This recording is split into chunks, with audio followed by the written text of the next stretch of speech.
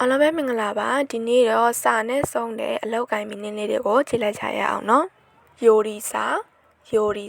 စဖို့မှုပြောနိုစာရှေ့နေ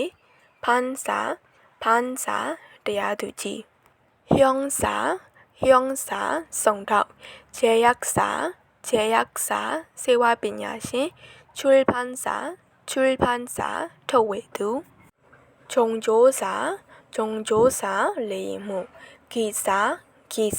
ကာတမဂျေပန်းစာမုတ်ဖုတ်တမထုံယောက်စာဘာသာပြန်သူဘန်းစာဒေါက်တာဂီယိုစာပါမောက္ခဝဲကဲစာစရင်ကိုင်းဒီလိုမျိုးကိုရီးယားမင်းလေးတွေကိုနေ့ရက်တစ်ပြည့်နေ့မှာဖြစ်တဲ့အတွက် follow လုပ်ထားဖို့မမေ့နဲ့နော်